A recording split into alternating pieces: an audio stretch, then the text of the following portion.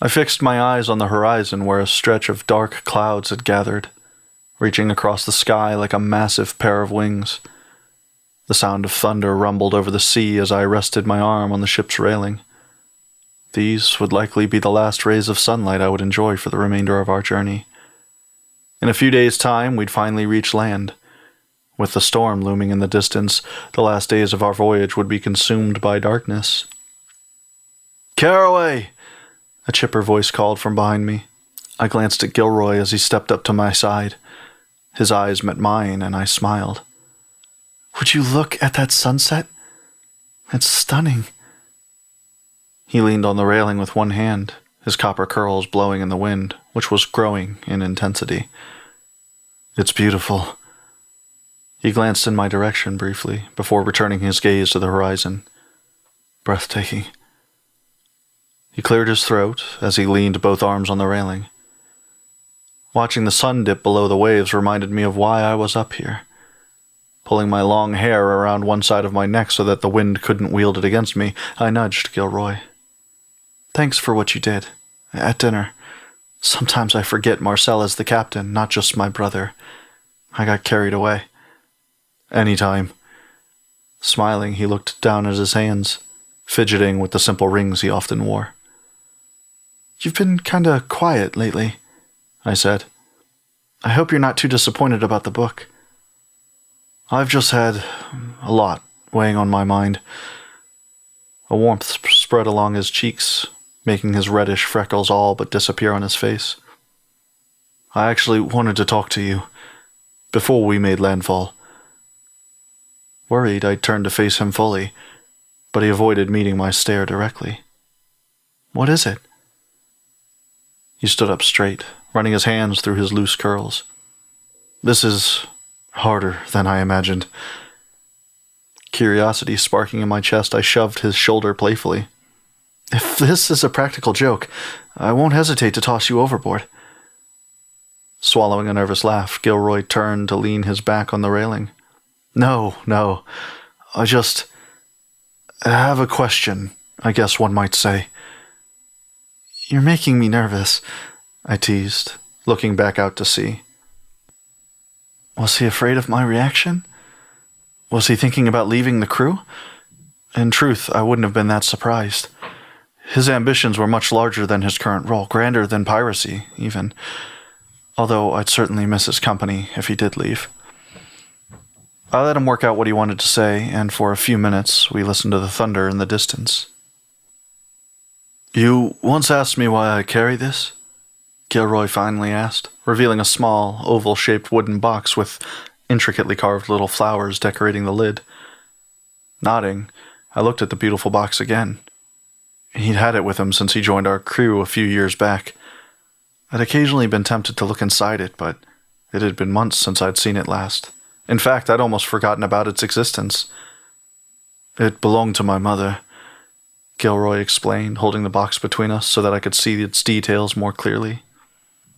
"A gift from my father before he passed. My mother gave it to me when I left to join my first crew. This crew."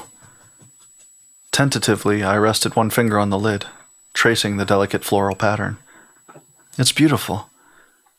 He moved his other hand over the lid, and his eyes met mine as our fingers bumped briefly. "My mother always hoped I would meet someone special, even though she would probably never meet that someone. She said that if they had this, then she could meet them in spirit." When he removed the lid, my eyes took in the item concealed within. It was a flower hairpin, adorned with a white rose, with petals made of delicately carved pearl pieces and cream-colored shell fragments, inlaid in a copper setting. If Gilroy's mother's hair was anything like the shade of her son's, I imagined it would have looked beautiful on her. Bringing my eyes up to his, I barely managed to find my voice. "It is lovely." Was he offering it to me? Did someone special mean what I thought it meant? We had become good friends over the last few years, but was I really worthy of such a gift? My brother's warning voice rang in my head, urging me to never let my guard down for anyone. Marcel had never allowed me to court with anyone. If someone had even whispered that they held a torch for me, He'd have dismissed them from the crew before anything could develop, which is why I'd always kept my distance from everyone else, until Gilroy. All nervousness gone from his voice, he continued. Traditionally, a man would present a ring, but I didn't want to wait to purchase one on the island. My eyes widened, my heart quickening as I looked between Gilroy and the pin. Are you asking for my hand? I am, Gilroy murmured, barely able to suppress his smile. Caraway, Eau Claire, would you consider doing me the honor of becoming my wife? Wife? The word felt foreign to my ears. I'd never imagined myself as a wife. I wasn't even sure it would suit me. Gilroy seemed to think it might, otherwise he wouldn't have asked. My heart fluttered in my chest as I stared at him, a baffled smile tugging on my own lips as I let my thoughts run away with the idea for a moment. But before I could answer him, I paused, furrowing my brows. Marcel gave his permission? He wouldn't be making such a bold confession unless he had already received Marcel's approval, surely. If this was what Marcel wanted, and thought our crew would grow stronger for it, then of course I should accept. In truth, I had wondered for some time now what it might be like to allow myself to grow closer to someone else, but I'd yet to ever feel that sort of pull, or rather, desire, toward anyone. If I accepted Gilroy's proposal, would I finally get to experience what others claimed I was missing out on? His smile lowered, a pang of disappointment reflecting in his fair blue eyes. I wished to gauge your reaction first before speaking with him. That way, it would be less humiliating if you rejected me. He wasn't wrong. Marcel was closer to Gilroy than even his quartermaster. Had I rejected him, Marcel would have never let him hear the end of it. If anyone could earn such approval from my brother, it would be Gilroy. But I couldn't even consider such an offer without my brother's blessing. At my hesitant expression, he cleared his throat, a look of determination flickering across his face. I'm certain he'll be fine with it, but I'll talk to him. Can I expect your answer then? I nodded, smiling in relief. Of course. A flash of lightning was followed closely by a crack of thunder. The storm we'd been watching approach was almost upon us. Taking my hand, he pressed the box into my palm. I look forward to your answer. His other hand grazed my cheek softly.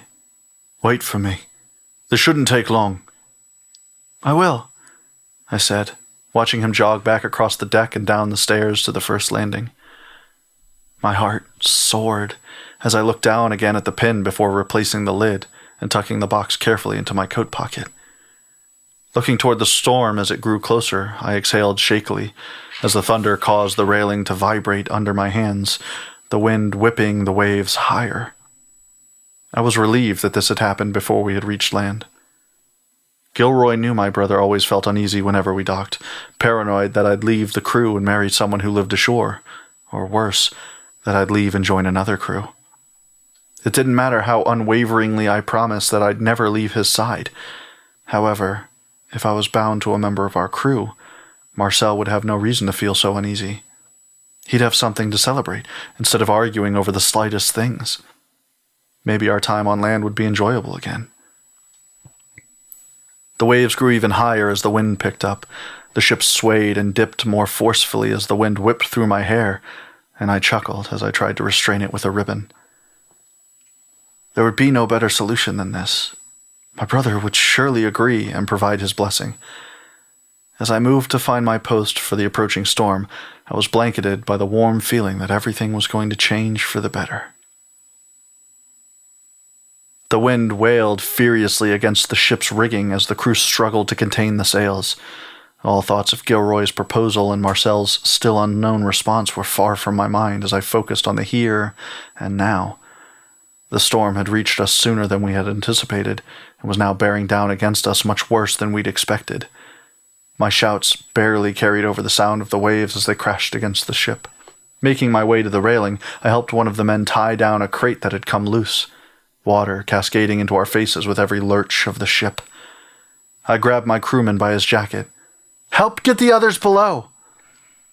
A wave crashed into our port side, and we were washed across the deck by the impact. Getting my feet under me, I squinted through the pouring rain at the others struggling in the storm. "Everyone get below! Quickly!" "Man overboard!" Someone bellowed from the other side of the ship, and I hurried toward the sound, finding my brother pulling our second mate Bentley along with him across the slick deck. I stopped them with my hands, peering to the back of the ship where they'd just emerged from. "Who fell?" Marcel shielded his face from the rain, pushing Bentley roughly to get moving toward the stairs. "Everyone get below!" The rest of our men heeded his command, scurrying their way to the stairs to join the men already taking shelter. Marcel took my wrist, trying to encourage me to follow them, ignoring my question. "We need to get below. The storm is worse than we feared." Glancing at his hold on my wrist, I felt a cold thrill run through me as I realized his hand was shaking. Angered by his quick dismissal, I moved past him to try and see if I could spot the man lost in the waves, but he grabbed my arm tighter, pulling me back. "Caraway, he's gone!" "Who?" I demanded, my heart beating wildly in my chest, a sick premonition sinking into my gut at the mournful look in his eyes. "It was Gilroy. A wave swept him off. I couldn't get to him in time." I lunged toward that side of the ship, my heart in my throat, but Marcel's arms caught me, snaking around my waist. Another wave rocked the ship sideways as we struggled with each other. "He's gone, Caraway!" Cursing, I tried to pull away, but we were knocked off our feet by another wave, hitting the deck painfully as water sloshed around us. My brother hoisted me back to my feet, and I tried to push him off. "Drop anchor! We have to go back for him!" "Caraway!" he pleaded, holding me fast. "We can't turn about in these winds. We'd capsize. Would you doom us all for one man?" "No! Marcel, please!" I cried, shoving against his chest, but he just pulled me closer. He wasn't just one man. He was Gilroy. "He's lost to the storm," Marcel pleaded, fully embracing me, barely keeping us upright as the ship swayed below our feet. Faintly, I heard someone call out our names from the stairwell. The waves rocked into the ship harder as I came to terms with what had just occurred. All that kept me upright were my brother's arms, holding me steady as the storm threatened to take us as well. Collapsing into his chest, I came undone, the storm's winds drowning out even my screams. This couldn't be happening. Gilroy couldn't be swallowed up by the sea, lost to us forever.